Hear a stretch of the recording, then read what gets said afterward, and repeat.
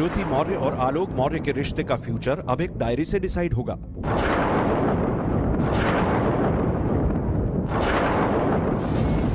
पति और पत्नी के बीच पैचअप होगा या दूरियां इसी तरह बरकरार रहेंगी, इसका हिसाब इन पन्नों का राज खुलते ही होगा।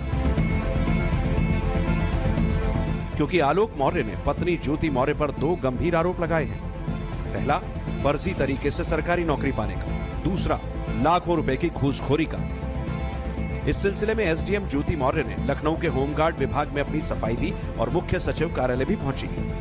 पति पत्नी औरों की इस कहानी में कई सारे ऐसे राज हैं जो अब तक सामने नहीं आए थे, मगर टाइम्स नाउ भारत के पास एक्सक्लूसिव डिटेल है जिससे ये साबित होता है कि ये कहानी लव चीटिंग और अफेयर से कहीं आगे की है।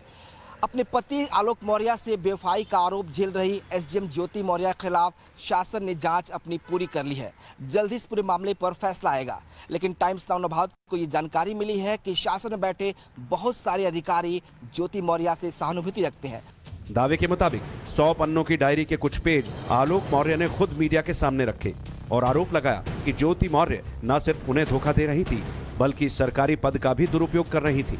इस सिलसिले में पूर्व आईपीएस अमिताभ ठाकुर ने बहुत बड़ी बात कही है। पीसीएस अफसर ज्योति मौर्य के पति आलोक मौर्य द्वारा उपलब्ध कराए गए डायरी के एंट्रियों के आधार पे मैंने 21 जून को मुख्यमंत्री उत्तर प्रदेश को शिकायत भेजी थी। अब तक इस मामले में कोई भी जांच नहीं हुई है, जो अत्यंत दुखद है। अतः मैंने मुख्यमंत्री को दोबारा शिकायत करते हुए अविलंब कार्रवाई की मांग की है।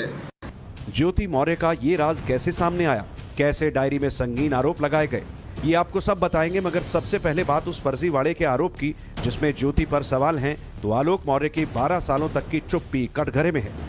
आलोक ने यूपी के बेसिक शिक्षा परिषद के सचिव को चिट्ठी लिखी है जिसमें बताया है ज्योति ने 2011 में विशिष्ट बीटीसी शिक्षक भर्ती के जरिए आवेदन किया। आरोपों के मुताबिक उस वक्त ज्योति बीएड के एग्जाम दे रही थी। चिट्ठी में लगाए गए आलोक मौर्य के आरोपों पर गौर करें तो विशिष्ट बीटीसी भर्ती के आवेदन का आखिरी साल 2011 था, इसलिए जल्द नौकरी पाने के चक्कर में ज्योति ने उस कॉलम को खाली छोड़ दिया जिसमें नंबर बताने होते हैं। बाद में 1 साल के इंतजार के बाद काउंसलिंग का नंबर आया और जैसे ही काउंसलिंग शुरू हुई पूरी भर्ती प्रक्रिया पर रोक लग गई। अगले 3 साल तक विशिष्ट बीटीसी शिक्षक भर्ती का मामला पेंडिंग रहा। कोर्ट का फैसला आया तो फिर से ऑनलाइन आवेदन मांगे गए। इस बार शर्त ये रखी गई कि वही आवेदन करेंगे जिन्होंने 2011 में खुद को इस योग्य बताया था। आलोक का आरोप है कि ज्योति ने यहाँ एक और फर्जीवाड़ा किया और वो था 2011 में तैयार कराई गई बीएड की फर्जी मार्कशीट लगाने का।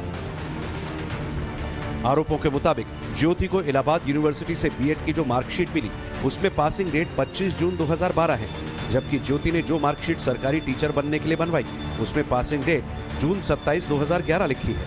कहा जाता है कि ज्योति को इसके बाद सरकारी स्कूल में प्राइमरी टीचर की नौकरी मिल गई, मगर इस दौरान आलोक मौर्य भी चुप रहे और जब एसडीएम पत्नी उनसे अलग होते गई वो चिट्ठी लिखकर हमला बोल दिया। ज्योति के खिलाफ क्या होगा ये अब बीएसए सचिव तय करेंगे, मगर आलोक का इतने साल तक मौन साधना भी हजम नहीं हो रहा। खुद आलोक के घरवाले मानते हैं कि अब बात इतनी दूर तक पहुंच गई है कि पहेली सुलझाना बहुत आसान नहीं रहने वाला।